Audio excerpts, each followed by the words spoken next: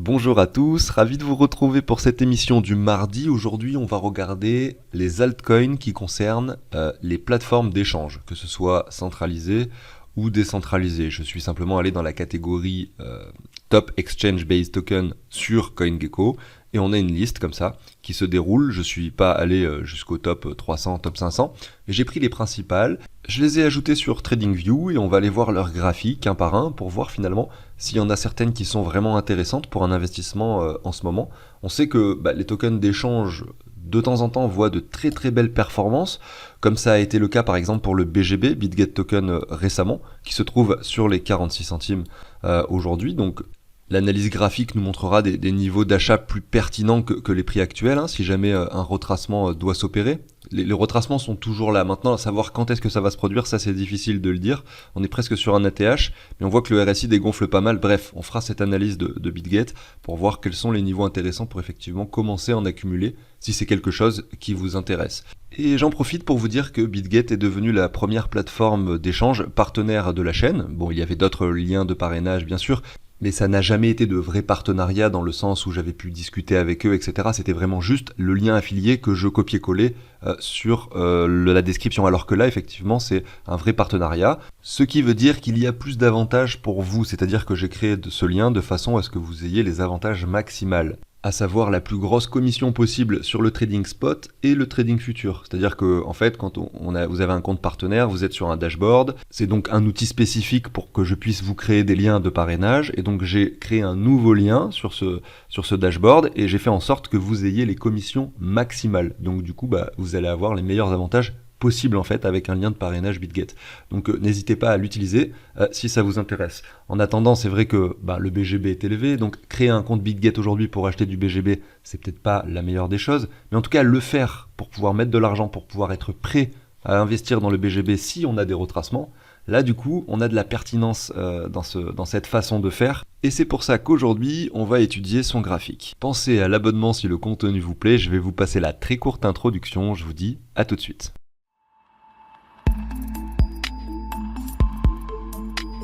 Allez, on est parti. Aujourd'hui, on regarde donc les tokens d'échange, d'exchange. Ça peut être centralisé ou décentralisé. On a fait plein de sections comme ça, et puis lors des matinales, comme celle d'aujourd'hui, on regarde un peu les cryptos de certaines catégories. Et des fois, on tombe sur de belles surprises. Des cryptos qui étaient très élevés avant, qui du coup commencent à retracer, qui reviennent dans des zones pertinentes, etc. Et on va voir ce que ça donne, s'il y a des opportunités sur les cryptos de plateformes d'échange. Donc on a fait par exemple les Layer 1, Layer 2, Liquid, Token, Play to Earn, Privacy Coin, Storage Coin. Vous voyez, on a déjà fait pas mal de sections sur lesquelles on revient au fur et à mesure pour voir ce qui se passe. Par exemple, la semaine dernière, on est revenu sur les tokens Liquid Token et je vous avais passé le Lido en vous disant qu'on était sur de très bons niveaux. Et que il y avait un joli petit palier à se mettre. Et d'ailleurs, c'était la première fois que j'achetais du LDO, Lido, c'était la semaine dernière, et nous étions sur un point de support très intéressant. Vous voyez ici, notamment, en plus si on prenait un Fibo comme ceci, vous voyez, eh bien on peut voir qu'on était sur les 0,9, c'est-à-dire qu'on était très très bas. Et sur son graphique par rapport du coup au dollar également, on avait quelque chose d'intéressant avec un retour sur le graphique en dollars, dans une zone de rechargement, dans laquelle d'ailleurs on a rebondi pour clôturer au-dessus finalement fin de semaine dernière. Mais c'est vrai que du coup, j'ai pu saisir ce palier, et c'est vraiment ce qu'on essaye de faire, de saisir des achats qui semblent intéressants au quotidien. Des fois ça marche derrière, ça performe directement comme c'est le cas pour Lido, des fois ça chute encore plus, on saisit un autre palier d'achat. En tout cas ce qui est sûr, c'est qu'on essaye d'acheter plutôt vers le bas des graphiques et non pas en haut quand on est sur des sommets. Voilà, c'est vraiment le principe de base de l'investissement, je pense, pour pouvoir essayer en tout cas d'être rentable sur le long terme. Et on sait que c'est pas facile. Bref, assez parlé, je vais passer maintenant sur mes tokens d'exchange. Et je commence avec le Binance Coin, évidemment, le leader de cette catégorie, qui bien sûr est bien plus qu'un simple token d'exchange.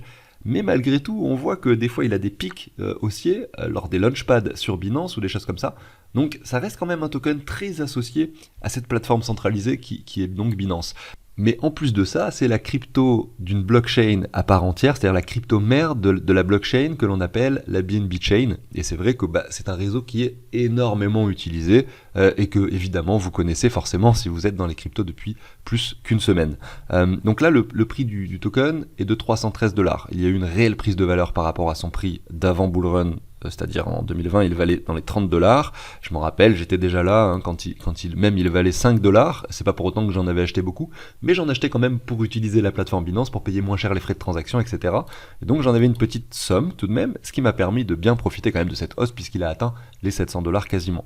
Mais ce qui est intéressant de voir, c'est pas son graphique par rapport au dollar, parce que son graphique par rapport au dollar, il nous montre un bear market avec un token qui passe des 660 grosso modo aux 200 ici pour revenir sur les 300. En gros, il a divisé par 2 son prix.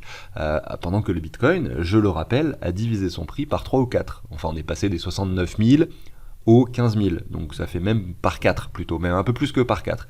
Donc c'est vrai que le token de Binance, le Binance Coin a été beaucoup plus intéressant à holder, à garder dans son portefeuille. Ça a été plus intéressant que de garder du Bitcoin. Vous voyez, c'est une des rares cryptos en fait pour laquelle c'est le cas. Et vous voyez que son prix, donc par rapport au Bitcoin, a été en hausse de façon exponentielle, même pendant le bear market. Et là, on revient sur un point de support qui est intéressant. Donc commencer à accumuler du BNB maintenant, pour par exemple les nouveaux arrivants, ou même quelqu'un qui était là avant, mais qui n'avait pas de BNB, qui souhaite en obtenir maintenant, pour plein de raisons différentes, peu importe ce que vous voulez faire avec, ça peut être juste pour de la spéculation, ou alors peut-être pour les launchpads Binance, ou alors pour tout simplement utiliser le réseau de la Binance Smart Chain au quotidien, voilà, peu importe. Mais là, on revient sur un prix qui semble honnêtement très intéressant. En plus de ça, c'est vrai que sur la BNB Chain, vous avez des frais de transaction qui sont beaucoup plus faibles qu'avant désormais. En tout cas, j'ai pu constater des frais à 2, 3, 4, 5 centimes, alors qu'avant on était plutôt sur les 30. Donc le réseau devient beaucoup plus abordable, hein, même pour des personnes qui vont investir dans les cryptos avec seulement 50 ou 100 $ tout simplement et qui veulent s'essayer à la finance décentralisée. Bref, je parle beaucoup pour ce token, je le ferai moins pour les autres, bien sûr, mais c'était simplement pour vous dire que c'est une des crypto leaders du marché et que, regardez, si je me positionne en droite tout de même, il y a un signal qui est assez négatif quand même sur ce graphique, c'est cette ligne de tendance, vous voyez, on l'a cassé par le bas. Donc oui, le graphique par rapport au Bitcoin est très joli, on est en tendance haussière, par contre, attention, grosse alerte négative sur ce token, à savoir un RSI qui descend, pendant que le cours monte, la divergence, regardez, qui a été confirmée ici, hein, en même temps que finalement la cassure de cette ligne de tendance. Donc attention, là, le graphique long terme weekly de Binance, par rapport au Bitcoin, nous indique que peut-être la chute va se poursuivre. Avant ça, on peut très bien avoir un rebond. Le rebond, il peut s'arrêter soit au premier arrêt, c'est-à-dire au 38,2, soit dans la zone de rechargement un petit peu plus haut, mais derrière, la chute est vraiment probable, on peut le dire, est très probable. Voilà, tout simplement parce que on a beaucoup d'indications qui nous sont données ici, comme quoi le Binance Coin pourrait retracer dans les... Là, je parle pas des semaines, je parle dans les mois à venir, hein, peut-être même années quasiment, parce que là, vous voyez, on est en 2023, ici, on est en 2024 déjà, sur cette ligne-là. Donc attention à ça. En attendant, ça reste un très bon point d'achat, puisqu'on est quand même bas et qu'on peut supposer qu'on revienne quand même dans cette zone de rechargement. Donc sur du court terme, un point d'achat intéressant, même sur du long terme, puisqu'on essaye de choper plusieurs paliers. Vous pouvez avoir un palier là, un palier plus bas, pour ensuite jouer une hausse donc dans les années qui viennent sur le Binance Coin, qui peut évidemment faire de nouveaux sommets de nouveau par rapport au Bitcoin. Mais il faut se méfier, hein. L'euphorie ici a quand même été très importante. Ça peut prendre des années peut-être avant qu'on vienne en fait casser ce point de résistance. Je m'arrête là pour le Binance Coin, j'enchaîne avec le BGB directement. Donc on va regarder son prix, l'euphorie est en cours, on va pas se mentir. On va se mettre en daily parce qu'il n'y a pas énormément d'historique sur ce token. Ici, on a un double top qui s'est dessiné. Il est assez précis d'ailleurs, hein, le double top, pardon. Parce que si on prend, regardez cette ligne-là, hop, je prends le sommet précis. Voyons, avec la mèche, on est venu le chercher quasiment. Donc c'est vraiment propre. Maintenant, en termes de clôture, on est sur une tendance haussière, c'est-à-dire que là, si on prend en compte les clôtures mais pas les mèches, on voit qu'on a une tendance haussière actuelle sur ce token. Si je prends les clôtures basses ici, vous voyez qu'on a un canal qui est quasiment parallèle, on peut le dire. Pas vraiment, il est légèrement en expansion, mais presque parallèle. De façon très précise, on observe que là, en plus de ça, on a un RSI qui descend. Donc je suis pas là, c'est pas parce que c'est la plateforme partenaire de la chaîne que je vais vous dire il faut acheter du BGB à tout prix, c'est un token d'avenir, etc. Oui, c'est peut-être un token d'avenir. Oui, je pense que c'est très intéressant d'acheter du BGB pour participer au futur launchpad, etc. de la plateforme. Mais moi, personnellement, je vous le dis, j'en achète pas maintenant. J'attends que ce token retrace. Est-ce que ça va revenir jusque-là? Est-ce qu'on peut aller plus bas? Tout ça, j'en sais rien. En tout cas, ce qui est sûr, c'est que là, maintenant, j'achète pas. Il y a des niveaux qui seront forcément plus intéressants. Alors lesquels? On va reprendre ça. Donc là, je suis par rapport au dollar. Ça méritera bien sûr qu'on le regarde par rapport au Bitcoin. Moi, quand je vois ça, je prends généralement cette hausse-ci, c'est-à-dire le plus bas du range et le plus haut du range, et je regarde ce que l'on a ici. Et vraiment, la première zone qui m'intéresserait pour un investissement sur le BGB, ça serait entre les 38 et les 35 centimes, tout simplement. Ici, dans cette zone de rechargement, on est sur les 46, ça représente par rapport au cours actuel une chute de 20%. Et on voit en fait que c'est tout à fait jouable par rapport à ce que l'on a ici à l'écran. On a un RSI qui diminue, on a une confirmation de divergence, etc. Donc c'est fort possible en fait qu'on revienne dans cette zone à minima, j'ai envie de vous dire à minima. Maintenant, si on regarde son graphique par rapport au Bitcoin, vous voyez que là, on a un RSI qui descend, voilà. Là, c'est différent, c'est-à-dire qu'on n'a pas cette tendance bullish qui est aussi bien tracée par rapport au Bitcoin. Parce que le sommet, c'était ici en février 2023, et par rapport au Bitcoin, finalement, on a cette tendance baissière qui s'est installée depuis.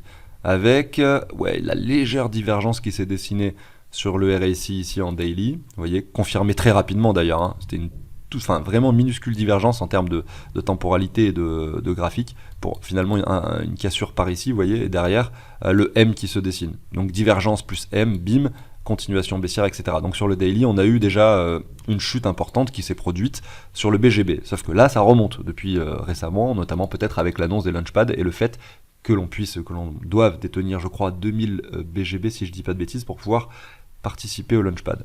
Donc maintenant que l'on a ça, donc par rapport au Bitcoin ici, on va pas reprendre tout l'historique, on va simplement reprendre cette hausse d'euphorie récente. Moi, clairement, c'est pareil. J'aimerais bien, en parallèle, de voir un token qui chute par rapport au dollar, voir quelque chose qui retourne assez bas, peut-être dans cette zone de rechargement de short qui se trouve par ici, entre les 1300 et les 1000 Satoshi, grosso modo. Voilà pour le BGB. Je continue maintenant avec la suite, à savoir Uni. Donc là, pour le coup, on passe sur une plateforme décentralisée. Donc c'est donc Uniswap. On parle d'Uniswap.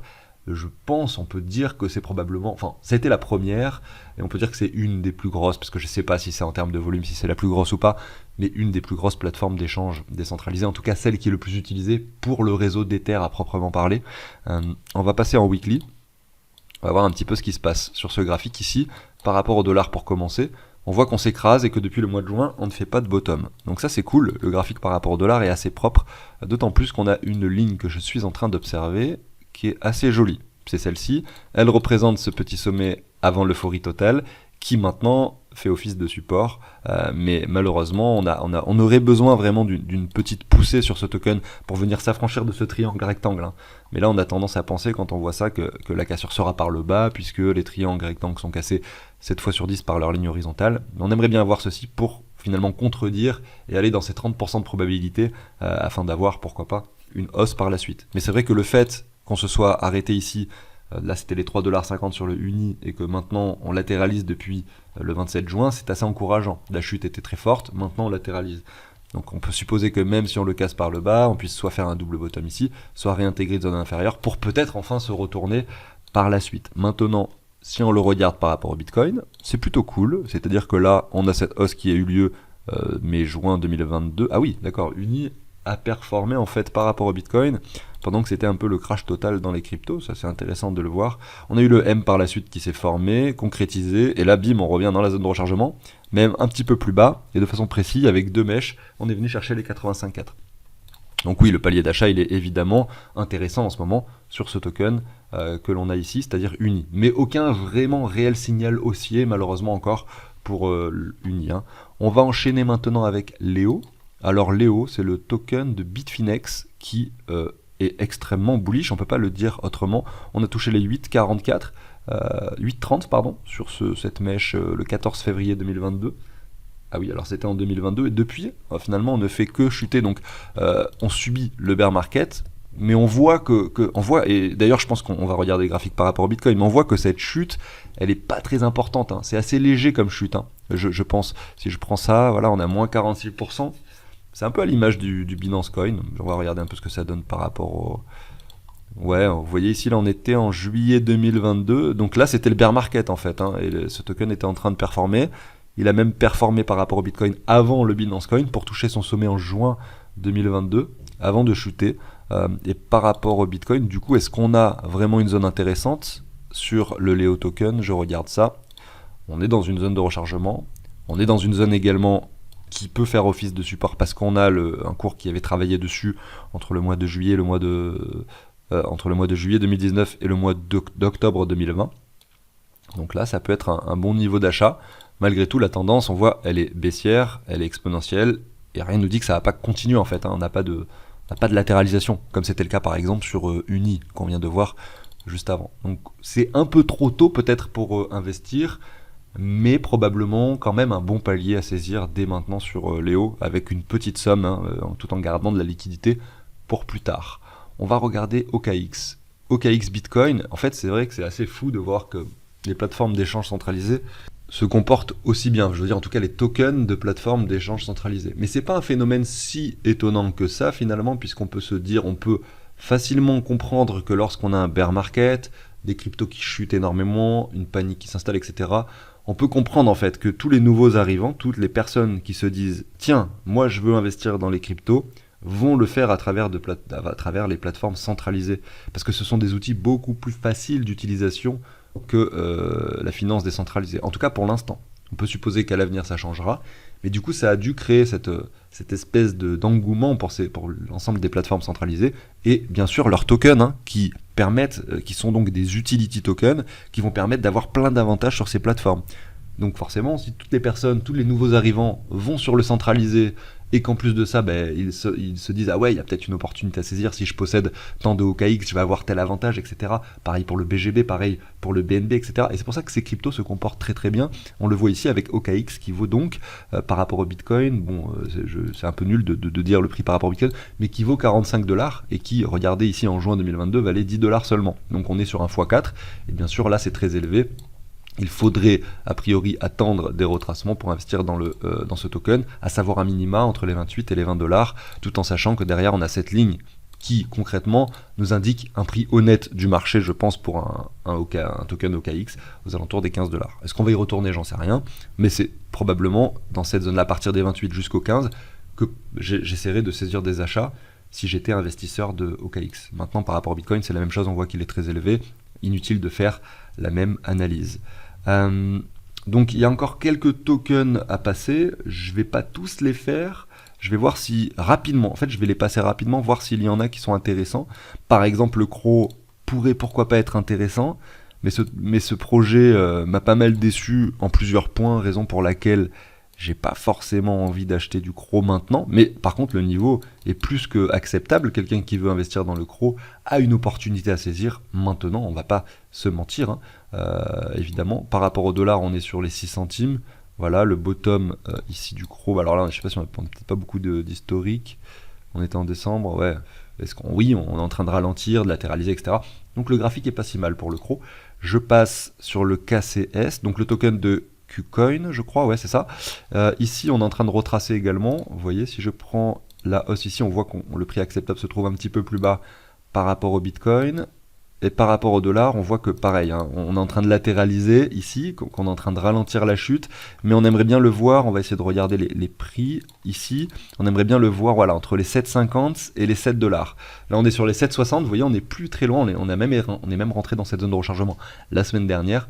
Mais voilà, c'est des zones qui semblent pertinentes, et par rapport au Bitcoin, on aimerait bien le voir également un peu plus profond, tout simplement. Maintenant le GT, donc le token de Gate.io, très élevé pour l'instant, on le voit directement sur ce graphique, sur les deux graphiques, Bitcoin et dollar. Maintenant le CRV, donc ça c'est un token que également j'ai accumulé il y a quelques temps, et qu'aujourd'hui je me dis voilà, quand je suis en train de, parce que souvent j'observe les graphiques avec vous et c'est à ce moment-là que je prends mes décisions, c'est-à-dire que j'essaye de me souvenir de ce que je vous ai dit, et ensuite après la vidéo je vais procéder à mes différents investissements par rapport à ce que j'ai vu, et notamment là je vois un CRV qui revient sur une ligne de support intéressante, mais là c'est un palier risqué puisqu'on a toujours ce triangle. Moi, j'aime bien observer ces triangles qui, on a pu le remarquer, même pendant ce bear market, sont souvent vérifiés, hein, c'est-à-dire cassure par le bas ici. Un triangle rectangle cassé par sa ligne horizontale, malheureusement. Mais très bon palier quand même. C'est pas parce que on a 70% de chance de faire ceci et 30% de chance finalement de casser cette ligne que c'est pas un bon palier, parce que le token a déjà perdu par rapport à son ATH 78% de sa valeur. Donc même si on chute, on peut perdre encore 10, 15, 20%. Voilà, et puis au pire, vous mettez un autre palier plus bas, tout simplement. Après, il y avait le token WBT, donc c'est une plateforme d'échange, honnêtement, que je ne connaissais pas, qui s'appelle Whitebit. Bon, ça a l'air d'être un stablecoin, en fait, non? Je sais pas. Non, ça c'était quoi? Ah non, oui, non, pardon, C'était quoi ça? Ah oui, d'accord, non, autant pour moi. Ça c'est le token par rapport au dollar, donc on est passé des 3 au 5. Bon, c'est une plateforme assez récente, ça vaudrait peut-être le coup de se renseigner sur ce token pour savoir si un investissement est intéressant, tout simplement. Je suis allé voir rapidement la première page, mais ça mériterait probablement plus d'approfondir le sujet en fait sur cette plateforme, tout simplement. Chose que je vais pas faire aujourd'hui. Ensuite ici j'ai le token SNX. Du coup SNX, qu'est-ce qu'il nous dit? Je m'en rappelle encore hein, de ce triangle rectangle que vous avez ici. J'arrivais pas à y croire encore il y a 1 an et demi, 2 ans, qu'on allait le casser par le bas. Parce qu'on avait déjà tellement chuté, pardon, excusez-moi, hop, on avait déjà tellement chuté sur le SNX que j'avais envisagé, pourquoi pas, que ici on puisse rebondir. Mais en fait, voilà, tout simplement les triangles rectangles, comme je le disais tout à l'heure, ne mentent pas vraiment. Hein. Souvent on les casse par leur ligne horizontale, ça a été le cas. Même si là on voit que c'en est pas vraiment en termes de clôture, etc. Ça s'est encore vérifié. Et là maintenant on revient sur une ligne qui est beaucoup plus intéressante, c'est donc celle-ci. Et on est dessus actuellement, donc SNX Bitcoin ici. Bien sûr on peut encore la casser par le bas, tout est possible, mais on voit que là l'investissement est assez intéressant sur ce token. Si on le regarde par rapport au dollar, ouais, on a la latéralisation qui commence également. Et comme je le disais d'ailleurs dans une émission récente, j'ai remarqué d'ailleurs que les altcoins, souvent, lorsqu'ils allaient chercher des niveaux très très importants lors d'un bull run, et donc c'est des altcoins des fois qui peuvent être dans le top 10, le top 20, etc., qui ont eu des fois 700, des fois 1000, souvent les sommets ne sont pas dépassés lors du bull run suivant. Et ça peut être le cas sur ce genre de tokens, comme par exemple Synthetix, ou d'autres, donc des tokens qui ont été des tokens très importants pour le bull run précédent, mais qui peuvent ne pas l'être pour le bull run suivant. En tout cas, peut-être quand même avec des performances intéressantes. Hein. Ici, on peut quand même parler, si on revient dans la ZR, de 900%, donc de x10. Mais par contre, vous n'allez peut-être pas avoir de nouveaux sommets en fait. Et ceux qui vont faire probablement les meilleures performances, ce sont peut-être les nouveaux projets. Je pense à Radix, c'est pas nouveau, mais en tout cas c'est nouveau en termes d'intérêt, en tout cas d'intérêt qu'il peut avoir. Je pense également à Conflux, à Frax par exemple, au Toncoin, Hbar. Chiliz, il a déjà eu une énorme performance. J'ai du mal à penser qu'on fasse un nouveau sommet, mais je pense par exemple à Flair, qui peut-être nous fera quelque chose de très intéressant. Voilà, on peut regarder un peu cette liste. STX, qui était une crypto également de l'ancien bull run et encore de celui d'avant peut-être, mais qui n'a jamais eu de réelle performance en fait par rapport au Bitcoin et par rapport au dollar, et qui montre un réel intérêt ces derniers mois. Donc voilà, il y a des exceptions aussi, bien sûr. Voilà. J'arrive sur la fin de cette émission, j'espère que ça vous a plu. Si c'est le cas, pensez à l'abonnement, au like, ça permet de soutenir le travail, surtout que la chaîne a un peu du mal, on va dire, à prendre en ce moment. J'arrive bien sûr à continuer à faire des vues, mais c'est pas suffisant pour moi pour envisager évidemment de faire YouTube à temps plein pour vivre de ça évidemment. Vous imaginez bien qu'avec 1000 vues par jour, vous connaissez peut-être pas un peu les rapprochements, mais je peux vous le dire, hein, c'est à peu près 5 € pour 1000 vues. Donc vous voyez là, par exemple avec 1000 vues par jour, ça fait 5 € par jour, vous multipliez par 30, voilà, vous avez à peu près mes gains mensuels avec YouTube. Après évidemment, il y a les gains que je peux faire grâce à vos donations, grâce aux liens affiliés, mais c'est vrai que ça représente pas des grosses sommes, parce qu'il faut savoir que la plupart des personnes qui regardent les émissions en général sont des personnes qui les regardent de façon quotidienne, hein, des personnes qui me suivent depuis très longtemps, et d'ailleurs je les remercie. Hein. C'est grâce à vous que je continue à produire du contenu. Mais du coup, évidemment, c'est des personnes qui soit ont déjà effectué une donation, parce qu'en fait, je partage une sorte d'outil d'investissement, voilà, et bon, je sais que la plupart ont été très contents de l'obtenir, et je le partage sous l'échange d'une donation, bien sûr. Voilà, mais effectivement, la plupart des personnes qui regardent les émissions ont déjà effectué une donation. Je les remercie, bien sûr, mais regardent les émissions de façon quotidienne, etc. Mais moi, ce que je cherche, c'est aussi de nouveaux arrivants, et ça, c'est très difficile parce que l'algorithme YouTube ne me le permet pas forcément, parce qu'il y a beaucoup de concurrence, de plus en plus en tout cas, dans le secteur des cryptos sur YouTube. Et je pense que mon contenu est peut-être un peu trop spécifique, peut-être un peu trop technique en termes d'analyse, des termes que je peux utiliser au quotidien. Ça l'est pas tant que ça en réalité, hein, pour ceux qui connaissent, pour vous peut-être qui regardez l'émission. Mais pour quelqu'un qui connaît rien aux crypto, qui veut simplement en apprendre davantage sur ce sujet, il va tomber sur une de mes vidéos, il va directement passer à la suivante. Vous voyez, ça paraît logique. Donc c'est pour ça que c'est compliqué, je pense, de gagner de nouveaux abonnés. Voilà, je vous raconte un peu ma vie, mais j'aime bien en fait être le plus honnête et transparent avec vous, comme je l'ai fait d'ailleurs en début d'émission avec le lien partenaire BitGet. Moi en attendant, je vous souhaite une excellente journée, je vous dis à très bientôt sur la chaîne, et n'oubliez pas le petit like sous l'émission. Ciao tout le monde!